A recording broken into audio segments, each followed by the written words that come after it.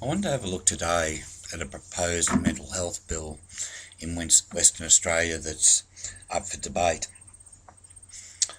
and particularly one clause of that bill. There's a number of clauses in that bill that are quite concerning, but I wanted to particularly look at one of those clauses, and it's the proposal to sterilise children without parental consent. And that proposal is nothing apart from an act of eugenics. There's two types of eugenics, one's bad, one's good. Sterilisation falls into the bad sector of eugenics. And why I'm speaking out about this today is because what we're actually doing in Western Australia is reliving what has happened 40 years ago, and I particularly talk about the state of Victoria, because in the state of Victoria there was a Eugenics Society of Victoria, and I'll come back to that very shortly. But the reason for me speaking out is because of my testimony, and my testimony is nothing short but of one of those who underwent this program in Victoria back in the early 70s. And I want to break it down a little bit further, and I'm not going to speak generally about childhood sterilisation per se, but more like the effects of such acts upon a male. Under this new proposal, and they're talking about 12-year-olds giving consent. Back in the 70s in Victoria, under similar legislation, and I'm going to speak purely about myself here, is that I was perceived to have a mental disability. I'll go back a little bit further and then come forward again, but I was born in 1961 in an era where unwed mothers weren't permitted to have their child. In fact, after I was born, there was clearly a genocide procedure to remove the child at birth, and that's what happened to me. Under a certain policy of child removal here in Melbourne at the Royal Women's Hospital. And for those children who were removed to an unwed mother, they were then, in some cases, moved into foundling hospitals, and they were seen to be nobody's child. And we know that in those foundling hospitals that medical procedures were carried out on those babies and toddlers without any parental consent, even though under the law the mother was entitled to that child. So I'm touching on a few bases here, because as a 10-year-old growing up in a family, I was perceived to have some sort of disability, and that was about my height. And what had happened in 1971, one of Melbourne's hospitals recruited short-statured boys, and I was told that basically society shunned me for being short. So not only did they shun my mother for being single, they shunned me also. And shortness in males and tallness in girls was seen to be a disability. I didn't know that at the time. I felt quite normal. Yes, I might have been the smallest in my class at school, but I certainly didn't deserve the treatment that I was in for.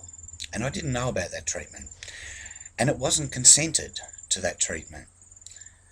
And therefore, I went through a procedure that was not only unlawful, but it was totally immoral. In some fact, people do call it torture, because what was going on under the Hitler regime in Auschwitz, and what practices were happening upon boys in the concentration camp, was actually happening here in Australia in the 1970s. And the West Australian Bill is basically a bill to bring these procedures back. What had actually happened is a 10-year-old, society thought that I was too short. And of course, doctors and the upper class were unquestionable. And what a doctor said goes. The doctor was always right. Well, 40 years on, we know the doctor was wrong. And what had happened to me was I was injected into a coma as a 10-year-old. And the only reference to it in my files was a hypoglycemic coma. And then I was tested with some test batches of human pituitary gonadotrophin. Now, human pituitary gonadotrophin comes out in two forms. It's derived into two forms, and one is HPG, which is human pituitary gonadotrophin, and it was used for infertility. And the derivative to that was growth hormone, and it was also the derivative of pituitary glands. And I was tested not with growth hormone, but with HPG. And the test batches were actually a procedure to find out what batches would actually cure or help hyperstimulate the gonads as an infertility treatment. Now, the treatment that I underwent was not approved by the Department of Health. I underwent the guinea pig treatment. But at the time, there was no consent to that treatment, and there was no informed consent to that treatment. And they're two different things. Consent is where it's written down and it's actually detailed as to what was going to happen. And informed consent is explaining to the patient what is going to happen. And that never happened either. So therefore we had children being used as human guinea pigs. And this act in Western Australia is not dissimilar, because they believe that a 12-year-old can consent to a procedure that the child has no idea and no cognitive thinking about what the short-term and the long-term effects are of that treatment. Therefore, this section of the proposed bill needs to be rescinded. So after I actually underwent this experimental treatment, not knowing what was going to happen to me because there was no consent, I was actually chemically castrated.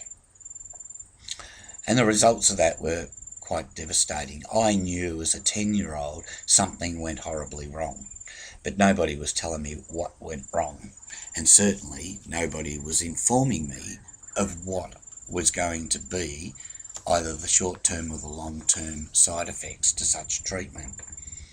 And this was all because I was short. After that hyperstimulation and those test batches were proceeded through me, I ended up having to go to the Children's Hospital to have corrective surgery, because I was left with what is commonly known as cryptorchidism. So the gonads had been disrupted and thrown out of place. So I had to go in for corrective surgery. When I was 12, and I was still under this treatment regime of being short, it was decided that I would be treated with anabolic steroids. That steroid was oxandrolone. and that steroid had severe side effects. In fact, it's not even used for this procedure anymore because of liver disease and quite a number of disorders. But what had actually happened was that the treatment of take this pill every night was never consented to, and it was never disclosed as to what it was going to do to you. So as a 12-year-old, I was sterilised without my consent. This is not dissimilar as to what has happened in the Red Deer Orphanage in Canada. The orphans over there were sterilised. It's not dissimilar to what is going on in the United States, and particularly in the state of North Carolina, where the feeble were sterilised. Those people in North Carolina, for example, are now my age, and they're coming out and speaking about the side effects and what they had to endure as children. And the youngest in North Carolina was a 10-year-old boy who was castrated. Therefore, he was surgically castrated and sterilised, also without consent. So the informed consent is not a consent that is understood by children. And the medical practitioners are not in a position to want to actually disclose what these side effects will do. In 2008, and I speak of the federal MP in Western Australia, being Mel Washer, stood and up in the Parliament of Australia, and he responded to a private member's motion about what had happened to us as 10, 12-year-olds back in the 70s. And there was a bipartisan agreement that this should never happen again, this type of experimentation, and certainly children being sterilised. So the federal parliament knows exactly what was going on in the 1970s. But here we have the West Australian Parliament wanting to bring this back. And I can only speak of this because of my testimony and me as a male, a prepubertal male, and the side effects that it has actually caused.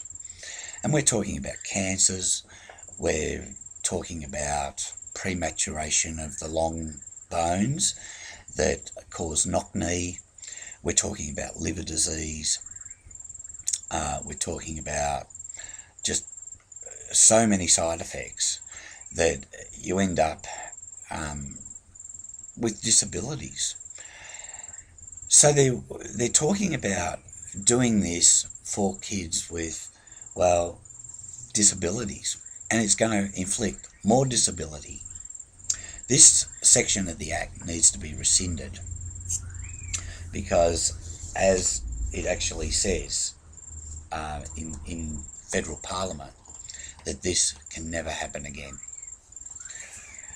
The West Australian Green Senator Rachel Seaworth has just concluded as chairperson of a Senate hearing into formal forced adoption practices, my evidence and my testimony. This now is raised not only in the House of Representatives in Australia, but also in the Senate in the Australian government as well. The politicians know what was going on, and the politicians in Western Australia need to know that this is not good enough. And from here, we need to get this word out that this can't continue. This is actually a Eugenics Act, and it is in breach of the Genocide Act, which is a federal parliamentary act. So any procedure that the West Australian government proceed on this motion is going to, in actual fact, be in breach of Commonwealth legislation. I urge that this section of the proposed bill be rescinded.